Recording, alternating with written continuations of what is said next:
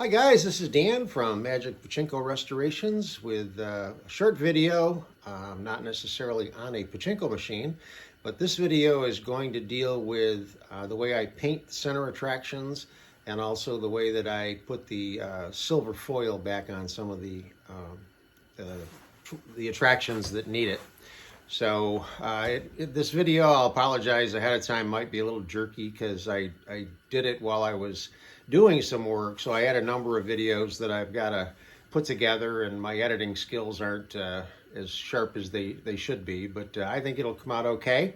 I will also try to put links in the description of anything that I talk about if I can find them. And I also wanted to let everybody out there know that I just acquired a Power Flash Thunderbird. It'll get fully restored. I just tested it. It does work exactly the way it's supposed to. Probably won't be until late spring, early summer before I actually get to it. I will be on vacation the month of March, so there won't be any videos being posted during that time because I'll be down in the warm weather enjoying myself and obviously not working on the Pachinko machines. So again, this is going to be on painting and putting the silver foil on, and enjoy. Let's get to it. Thanks. All right, let's finish up on the paint. What you see right there in the middle is my original set of paints.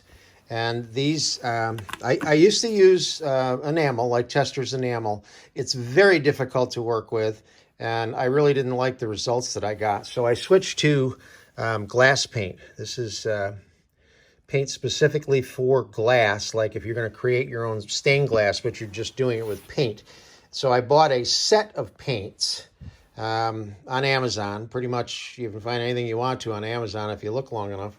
And I also got this little carry-all to put the paints in. These are nice. I like them. The drawback to them is that the paint itself is very thick, so you definitely have to thin it out. And these lids did not seal well, and some of them actually cracked, so I had to get some different bottles to keep them from drying out. Water-soluble paint, really good. Now I've switched. I believe I went to Hobby Lobby or something like that, either Hobby Lobby or Michael's or, one of those craft places. And I picked up these guys, and I went obviously for every color that they had. And again, this is glass paint. Now this was a little bit hard to find, but if you look on the tops, you'll actually see the little glass or goblet or whatever. This one didn't have it, but if you look on the back and read this, it'll say that it's designed for glass. These are $2.50 a piece, so they're cheap enough. This is, again, it's water soluble. You just pop the lid off, and you can squeeze out a little bit of paint. Now I have this dish, I believe, came with the original set, so I'll put a little paint in there, and then I got a little dropper bottle, and I can put some water in there and thin the paint out. You're definitely going to want to thin the paint out for a lot of reasons, but it's a lot easier to work with thinned out paint. It'll flow better. If it's not dark enough, you just do a second coat. Much easier to work with than the paint thick, so always thin it. And then I got these little bottles. I do a lot of red, so I thinned out some red, and this way you're not wasting any paint. And then you need to get a whole selection of very small tip paint brushes, different sizes. Smaller the better. This is a center attraction from a Nisogen Model A. Obviously exploded, taken apart. And when you do, this is only held in with 2 screws on the back. The screws went right there and there. You always want to take a photograph before, and then as you take it apart, you want to take a photograph. If you notice here, this is where these 4 parts go up on the brass pegs, and then this is the pivot piece that moves these, and you want to make sure you get everything back in the right position. So right now, the red and the green of this particular piece is, I'll call it heavy. Actually, it's supposed to be like a checkerboard pattern, and you can see that. But I've intentionally put the paint in there a lot heavier than I needed to, and in a little bit I'm going to be sanding this piece, and you'll see the difference. Okay, so what I did, I took some real fine steel wool and I just polished this to get it nice and shiny. This has been cleaned all around.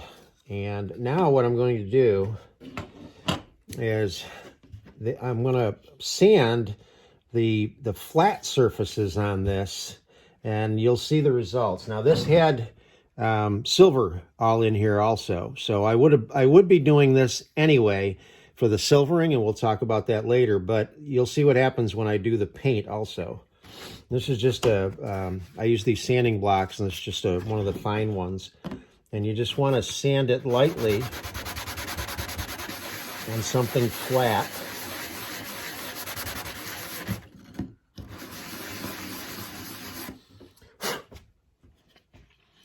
Okay, so what it's doing is it took all the paint that was on the crosses, took that off. It took the paint that was up in here off. Now, what it didn't do, and I because it's recessed, and I may either leave it alone or go in with a real small sander. What I was hoping for is to have sanded the red off of the highlight, the upper part of the block. It's like a checkerboard. There, can you see that okay? And I was hoping to get some of that out, but it doesn't look like it's going to happen. So I'm not sure what I'll do. I'll have to think about that.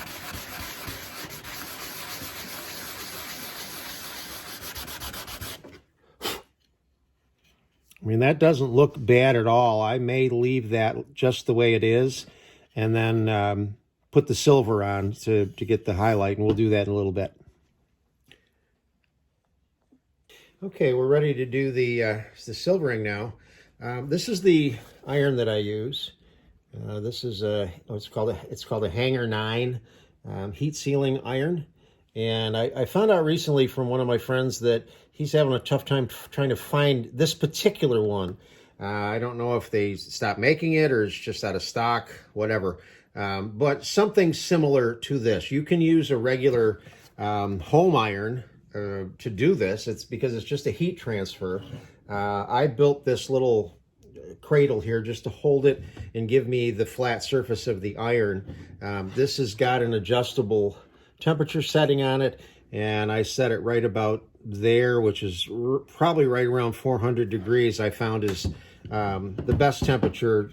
I've gotten it too hot before, and that causes problems, and I've had it too cold before, and that also causes problems. So this is the foil that I use. This is called Brilliant Silver. It's a heat transfer foil. It's got a dull side and a bright side, and I get this from a company out in California. If I remember, I'll try to get all the links down in the description below. Now, this piece is big. Quite often, you're just doing the pay pockets or something, and you don't have to worry about. I'm going to do this in 2 sections. So normally what I do is I once I get done sanding, I'll use alcohol. Sorry, I'm not thinking this morning. Alcohol to make sure the surface is very clean. You don't want any dust or anything on it. But because of the paint, I didn't want to put alcohol in here because it would actually take the paint off. So this is laid down, foil, the shiny side down, and what I'm going to do is try to get this half done, and then we'll do it again on the other side. So let's see how well we make out. So basically you just want to make sure that the whole piece is there, and you're going to just drop it on the iron, and you're going to press, and you want to make sure that you kind of press everywhere. You don't want to leave it on here too long. You're going to find out, you're going to do some trial and error with this. And then you can see, make sure I got the camera angle right. You can see where the foil is going to stick, and that actually looks pretty good. And then if you see areas where you don't think it's stuck that well, you can hand do it and just kind of rub it gently and let the heat do its work. If it does get in areas that you don't want it, it'll just come right off with steel wool. So normally what I do is again, sorry, I'm checking the camera angle just to make sure you guys can see. I start to lift this off and start to look. See, and that looks real nice. Actually, that looks really nice. The only place it didn't pick up is right here. So I can go back and hit that spot. So I know it's right in that corner. So I can just lay that there and go in with the iron. And just make sure I heat that one corner.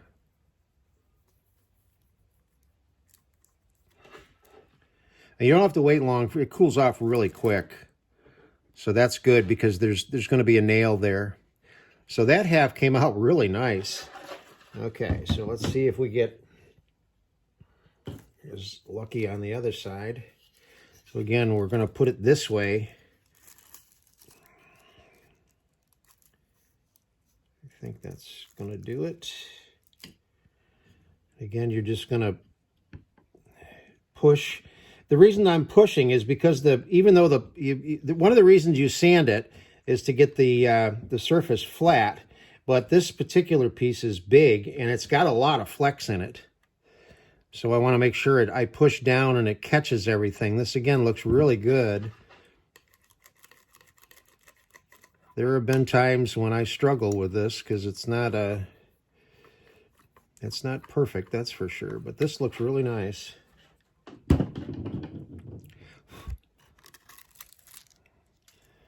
So it went in all in here real nice. And the only place we got a little bit of a miss is right up there at the top of whatever that crest is. So again, I'll just key on that one little spot. Let it cool for a second. And there we go. So that's it. It came out really nice, and I think I'm going to leave it just like that. I'm not going to worry about trying to get the paint out and make it a checkerboard. It'll just it'll end up looking just like this. So that's how you do the foil. And then I'm going to put this all back together and make sure you do not ever put any oil or any kind of lubricant in here. You just put them together. If they're clean, they'll work just fine. Thanks. Okay, this is one of the upper, it's actually the upper attraction. And this was blue, very faded blue. So what I did is I painted it on the back side, and I'm going to try now to see what happens when I sand it. And you end up taking the paint off the higher spots and leaving the lower spots painted. So it made the checkerboard, which is actually kind of what I wanted on this, but it didn't work out that way. But this is going to work out fine as a checkerboard.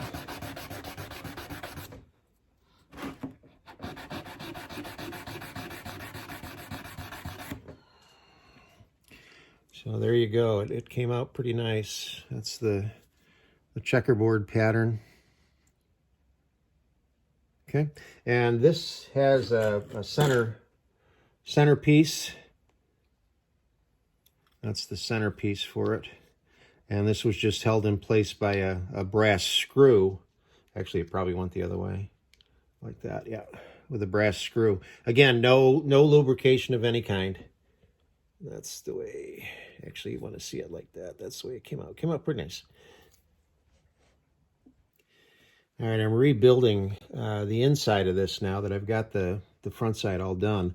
And this is why you take pictures, because you want to make sure these all go in the right spot. So there were five pieces, 4 pivots, brass pivots that I cleaned. And then this piece, when it goes up and down, activates the side pieces. So from the front, it opens like that and then drops down. Whoop. Come on. Okay. So, all right, there we go. So you want to make sure that internally it works the way you want it to work before you put it back together, obviously. So now I've got to marry it up with this piece and this. This is going to sit in here like this. So this piece turns, and as this piece turns, it opens and closes the tulips. Okay, like that, okay? So I'll get it all put back together and then show it to you. Okay, so the two attractions are now back together. This is the one that I painted the back side of. This flip-flops back and forth. Okay, and if you notice, that screw is nice and shiny. I mean, that's how anal I am. I mean, I clean everything. And this one is now put back together. It's in its entirety. And again, if you look at the back side, those screws are clean. These attractions sometimes can go together. They can be a little bit of a challenge to put them back together again, especially if you don't take some decent pictures. This can go a couple of different ways, especially with these guys that are on the inside here that go from side to side to do things. So if you watch this, I don't know if I can do it from the back, but when you work this, it should make the tulip do what you want it to do, which is what it's doing, all right? The first time I put this back together, internally, I had the white piece, if you remember the pieces that were there, the white piece was turned 180 degrees, so it wouldn't let the ball go down through. So the way that this tulip is supposed to function is when a ball goes down to the top, it'll drop out the back. It drops out the back of the, drops out the back of the tulip, and it raises these guys. And then when you put another ball through, it will drop them. So the first one raises, and the second one drops. So again, you want to make sure that when you get it put together, the attraction works the way that it's supposed to, okay?